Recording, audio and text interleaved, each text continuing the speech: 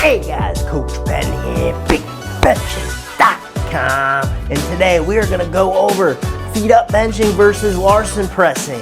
What are these variations and how can they help you blow up your bench press?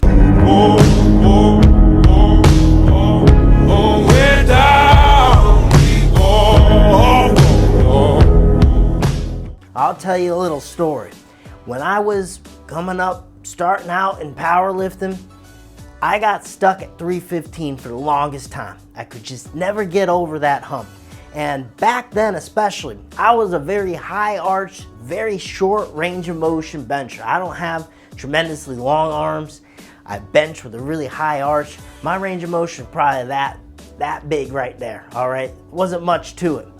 Now, these two movements here were instrumental in me pushing past that barrier all the way up to my best raw bench of 440. So if you are a similar position as that, you're just experiencing bench plateau, maybe you haven't heard about doing feet up bench and Larson pressing, or you just been stuck at a certain number, maybe you're a high arch bencher as well, these are two exercises you need to listen up, all right?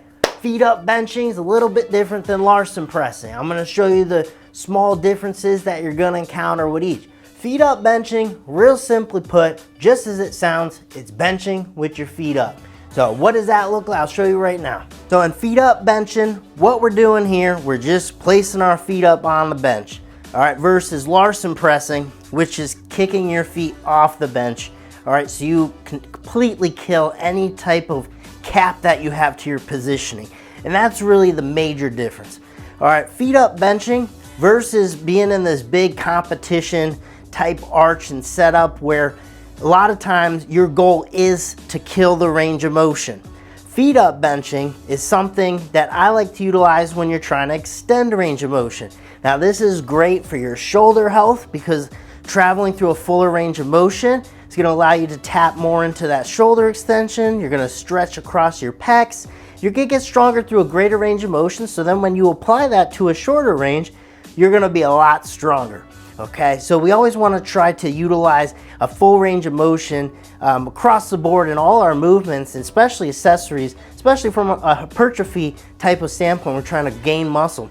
So this is a fantastic movement to really have further out from a meet, what you would consider off season. And I'll usually do 5 sets of anywhere from 5 to 10 reps of this movement, feet up benching. And the benefit here is that I can still have decent positioning. All right, I'm not going through this crazy setup process, but what I'm able to do is I can put my feet on the bench and I could create a little bit of an end cap to my position.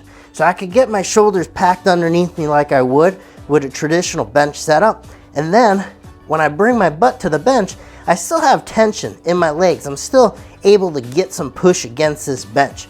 All right, so that's what I'm gonna do. I'm gonna use it just as a way to hold myself up onto the back of my neck here and create this positioning. So then when I'm benching, again, I'm extending the range of motion from what I normally would, and I'll usually utilize this exercise with a closer grip. So I'm extending the range of motion even more. All right, but I'm gonna go through the bench, all right? And I'm able to have that position for my shoulders. So if I'm worried about having any type of shoulder trouble, if that's something I've been dealing with, this is a great variation as opposed to the Larson. Okay, so that's how I would utilize feet up benching. Great way to extend range of motion. Again, shoulder health, the idea, we get stronger through a larger range of motion. We can be a hell of a lot stronger through a shorter range, okay? And it's a great way, again, if you're trying to build up chest strength, if you're weak at the bottom of the bench press, great way to build that up. Now, when we're talking Larson pressing, very similar. I'm gonna usually utilize a close grip with this exercise, okay? So, same idea, but what we're doing is we're completely kicking our legs out. So you're actually gonna get a little bit of a core stimulus and ab workout with this one as well. But because I'm kicking my feet out, I eliminate that end cap for positioning, right? When I'm creating leg drive from the floor, you can see how that improves my position. When I have something to push against off the bench, improves my position. Now, if I kick my feet out, you can see I flatten out tremendously.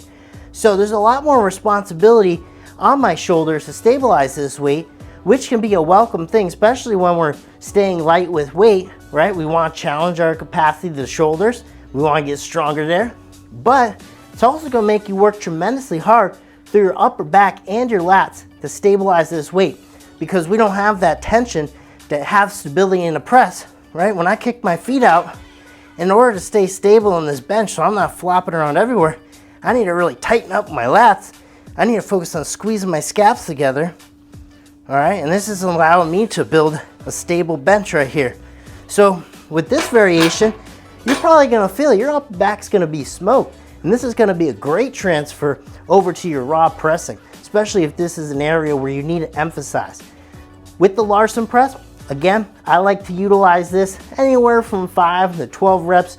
Usually on the higher rep range, anywhere from 8 to 12 is the sweet spot for me, just because this is a movement too, in which you don't need a ton of weight. All right, because of the fact that you can't have as good a position, it's gonna be more challenging. So you're able to use this as a deload, or if you're trying to challenge your upper back, and it's weight limiting, okay? So in terms of overall fatigue management in your program, you're not gonna have to worry about this zapping as much out of you. So there you have it. With the feet up benching and the Larson pressing can be tremendous tools, both of these variations, to build size, gain strength through an extended range of motion, develop your shoulders if you're having any shoulder trouble. So you just need to know which one you want to utilize and then how it's going to fit into your program. If you have any questions about that at all, reach out in the comments. Be happy to help you out. And there you go. Hopefully you can take these 2 exercises and start building a big old bench within your training. Coach Ben here. You know where to find me. You can meet me on a bench.